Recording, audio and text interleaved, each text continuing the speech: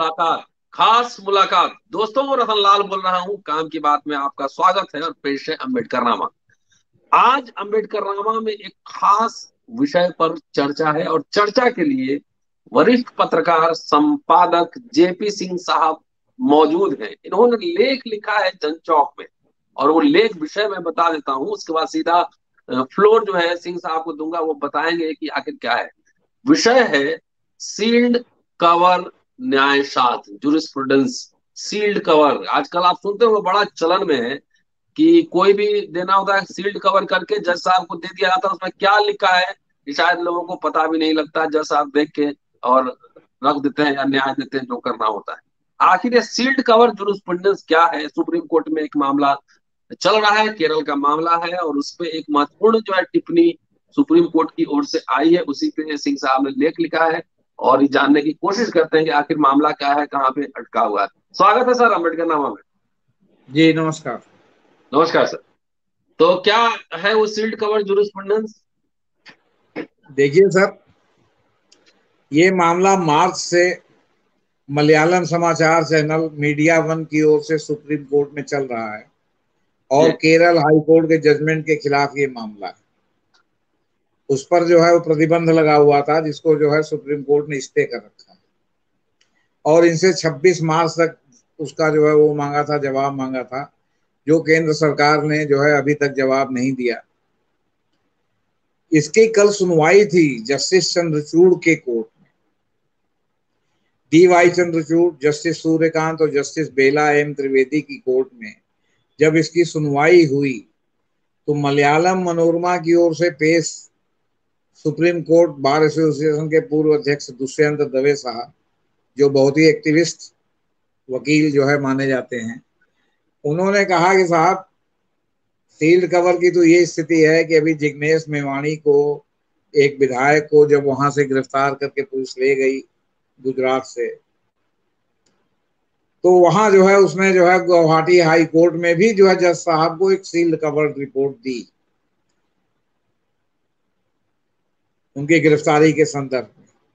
जी तो इस पर जो है वो क्या कहते हैं, सील बंद दस्तावेज जो उन्होंने उनको दिया, तो उन्होंने उनको क्या सील बंद दस्तावेज दिया? तो ये जो सील बंद वाला मामला है कि इसमें पता ही नहीं चलता डिफेंडेंट को या अपीलकर्ता को, मतलब प्रतिवादी को या वादी को, जिसके खिलाफ भी ये सील कवर रिपोर्ट दी गई हो, उसको ये पता ही नहीं चलता कि इसमें वास्तव में लिखा क्या है, क्या कहा गया है, जिसके आधार पर उसको रिलीफ से जो है वंचित कर दिया जाता। तो इस पर जो है वो पीठ ने कहा कि हम जो है इसके ऊपर जो है क्या कहते हैं, इस निश्चित रूप से विचार करेंगे, लेकिन अभी के लिए केंद्र ने जवाब दाखिल करने के लिए 2 सप्ताह का समय मांगा है। लेकिन चूंकि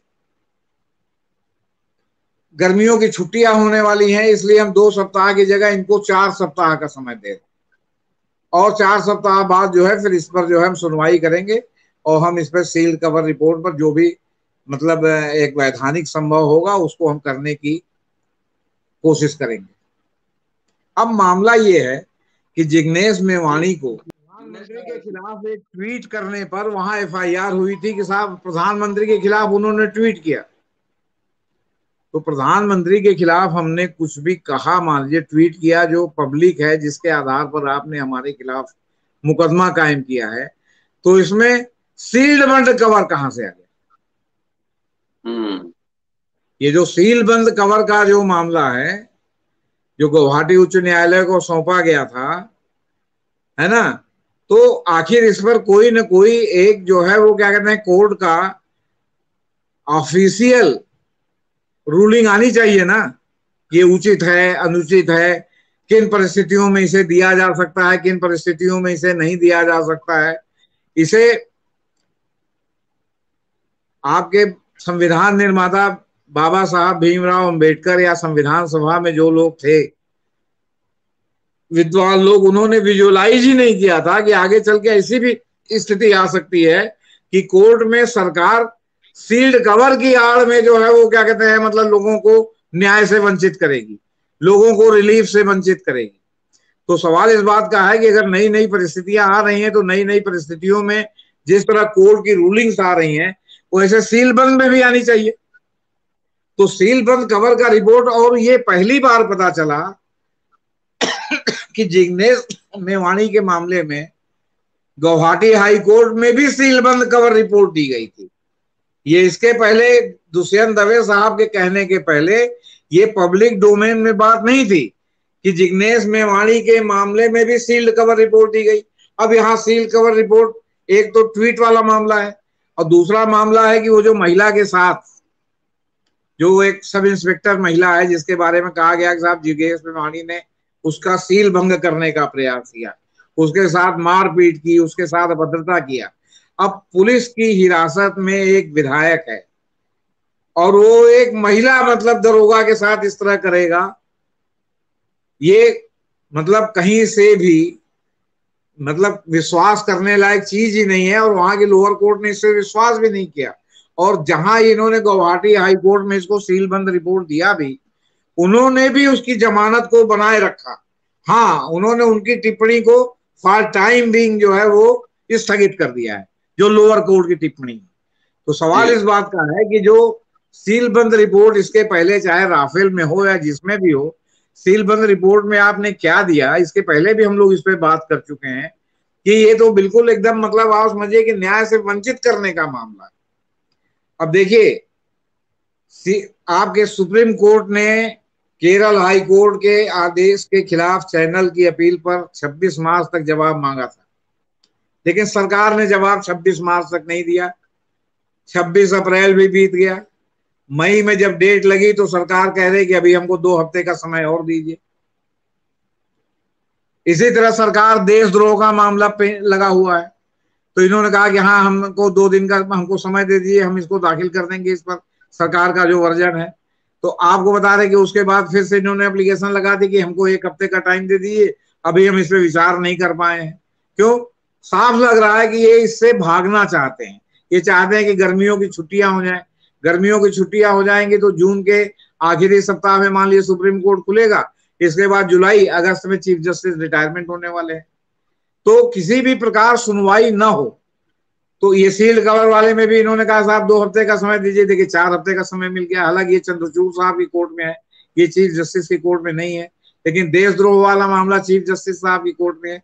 अब आज लगा हुआ है चीफ जस्टिस की कोर्ट में, देखे चीफ जस्टिस उसमें डेट देते हैं या क्या करते हैं।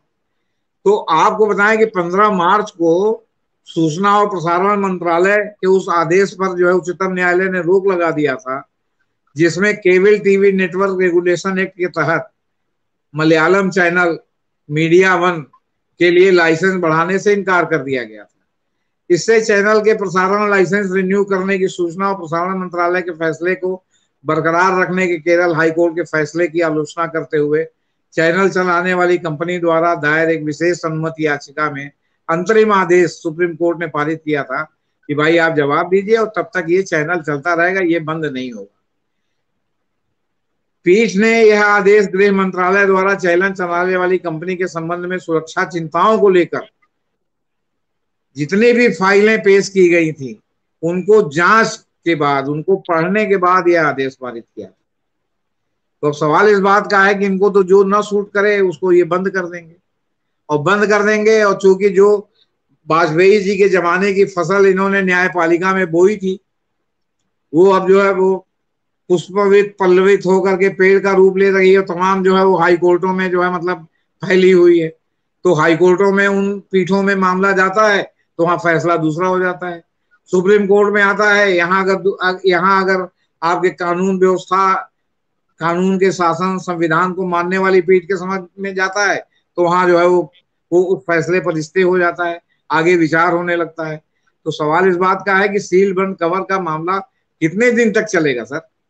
इसको तो कहीं ना कहीं डिसाइड करना ही पड़ेगा कि आप क्या चाहते हैं, आगे किस मामलों में सील बंद दिया जाना चाहिए, किन मामलों में नहीं दिया जाना चाहिए। जी, इसमें सर संविधान में इसका कोई प्रोविजन नहीं है सील्ड कवर नहीं रिपोर्ट का। नहीं और अभी इसमें क्या होता है, जैसे सील्ड कवर रिपोर्ट अगर सरकार पेश करती है जज साहब के पास, तो उसमें जो लिखा होता है वो किसी को जानने का हक नहीं है सिवाय जज साहब के। अब भाई अभी तक तो फिलहाल यही परिपाटी एक जज साहब ने धीरे से पढ़ा, करके उन्होंने जो है उसको जो है वो क्या कहते हैं मतलब फिर सील कवर कर दिया पढ़ने के बाद। जबकि वास्तविक बात यह है कि उनको कम से कम जो आपका विपक्ष के वकील हैं, सरकार के विपक्ष में जो वकील खड़े हैं, वो चाहे डिफेंस में खड़े हों या आपके क्या कहते हैं अपील में खड़े हों या वो रिट दाखिल करने में वादी के रूप में खड़े हों, उनके वकील को तो वो पढ़ने के लिए व्यक्तिगत रूप से तत्काल दिया जाना चाहिए, भले उसकी आप कॉपी ना दे कि भाई आप भी पढ़ लीजिए कि इन्होंने क्या जवाब दिया है। हाँ, आप इसको पब्लिक नहीं करेंगे तो भी बात होगी भाई इन्होंने क्या जवाब दिया है। ये तो अगर सादा कागज लिख के दे दे और जज साहब जो है वो कह दें कि हाँ हमने देख लिया, रिपोर्ट बड़ी गंभीर है, क्या कर सकते हैं आप ही बताइए सर, या वो वकील साहब क्या कर सकते हैं।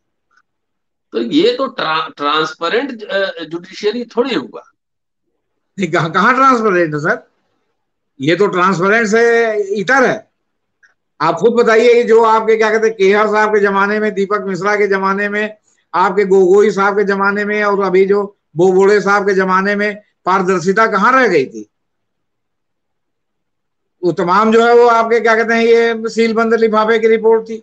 वो चाहे सीबीआई के डायरेक्टर का मामला हो, चाहे राफेल जैसे महत्वपूर्ण उसका मामला हो, जो 600 रुपए का राफेल 1600 का खरीदा गया उसका मामला हो, सब जगह तो यही यही सब है। सीलबंद रिपोर्ट देखा उन्होंने, हूं करके रख दिया। अब आप समझिए कि हूं माने क्या है।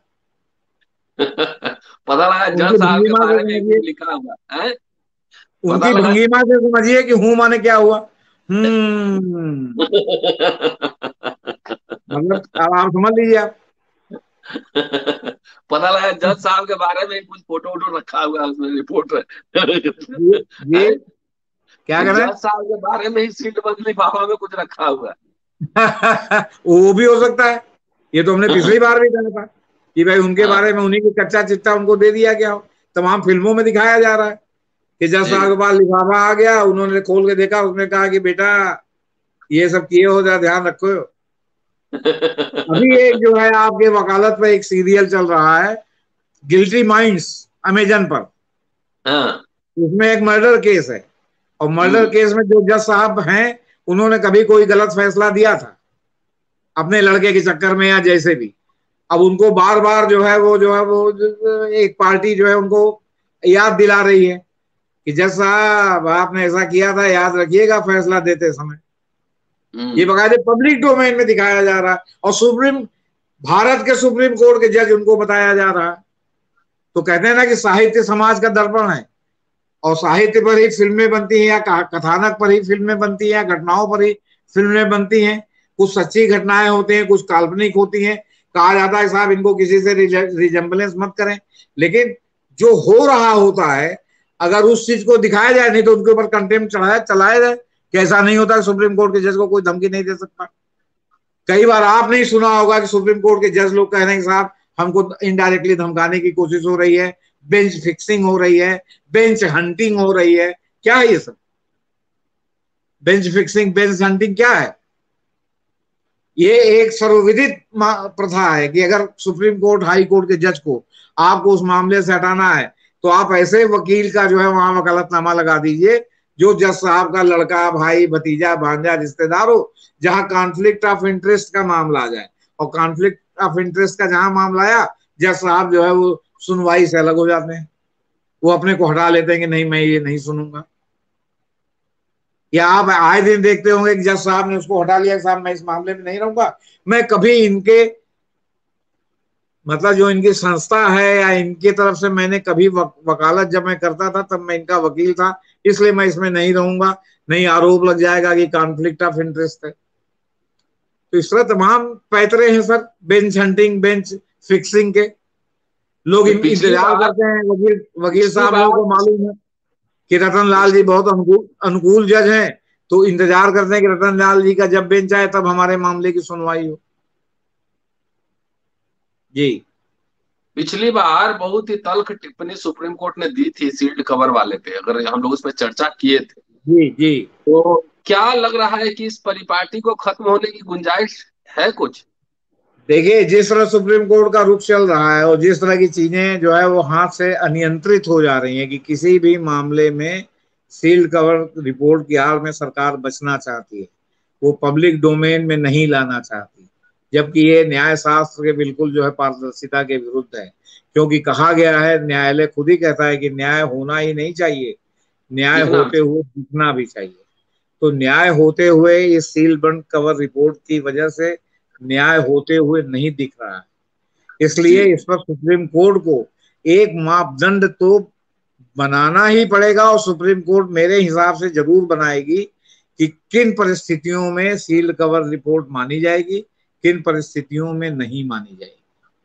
कोई जी। अपवाद स्वरूप परिस्थितियों में हो सकता है कि कहें कि साहब ये अपवाद होगा तो हम मानेंगे, ये अपवाद होगा तो हम, मतलब इसके अलावा हम नहीं मानेंगे। आपको पब्लिक डोमेन में ही इसका जवाब देना। हाँ, कोई नेशनल सिक्योरिटी का मसला कुछ इस तरह से हो तो एक बात समझ में भी आती है। अब हर केस में सील्ड बंद रिपोर्ट जाने लगे तो हो गया, फिर न्याय क्या मिलेगा? उस न्याय इस लिफाफे में बंद हो जाए। देखिए सर, ऑफिशियल सीक्रेट एक्ट जिसको हटाने की बात हो रही है, तमाम पार्टियों की सरकारें आई और गईं, विपक्ष की भी सरकारें आई, कम्युनिस्ट पार्टी के सहयोग से यूपीए 2 की भी सरकार, यूपीए 1 की भी सरकार आई थी। तो आई और गई, लेकिन कभी किसी ने ऑफिशियल सीक्रेट एक्ट को नहीं हटाया, क्योंकि सबको ये सूट करता है। तो इसी तरह जो है ये जो सील्ड बंद कवर रिपोर्ट है, इसमें देखे होंगे कि आप, वकील लोग भले उद्वेलित आंदोलित हों, लेकिन किसी भी राजनीतिक दल ने ये नहीं कहा कि ये सील्ड बंद कवर रिपोर्ट जो है ये जो है ये सिस्टम से हटाया जाना चाहिए। क्यों? क्योंकि उसको भी तो उससे रिलीफ मिलती है।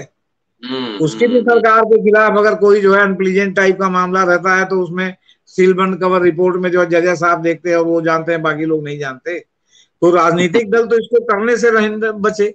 अब रहे वकील, एक्टिविस्ट जो वकील हैं या जो न्याय के लिए लड़ रहे हैं, जो तमाम पार्टियों के भी वकील हैं, तो वो जो इस सब मामलों को उठा रहे हैं, तो उसका मतलब यही है ना कि भाई पारदर्शिता नहीं है, जी। और जी। आम आदमी को भी ये न्याय होते हुए नहीं दिख रहा है। लेकिन राजनीतिक दल इस पर आश्चर्यजनक चुप्पी साधे हुए हैं। किसी ने सील्ड बंद कवर रिपोर्ट, किसी राजनीतिक दल ने कुछ कहा, आपने कभी सुना? जी। जी। जी। ठीक है सर, शुक्रिया सर। और इस पे आज भी एक देशद्रोह वाले मुकदमे पे सुनवाई चल रही है। अगर उसमें कुछ आएगी, कोई ऑर्डर आएगा तो उस पर हम लोग चर्चा करेंगे। दोस्तों, जेपी सिंह साहब थे, और पूरा वीडियो सुनते रहिए, शेयर करते रहिए। सील्ड कवर जो जुरिस्प्रूडेंस है उसमें न्याय हो रहा है नहीं हो रहा है कुछ पता नहीं लगता, वो ट्रांसपेरेंट सिस्टम नहीं है। पूरा वीडियो देखिएगा, शेयर सब्सक्राइब करते रहिएगा। शुक्रिया सर, थैंक यू। अच्छा सर, नमस्ते।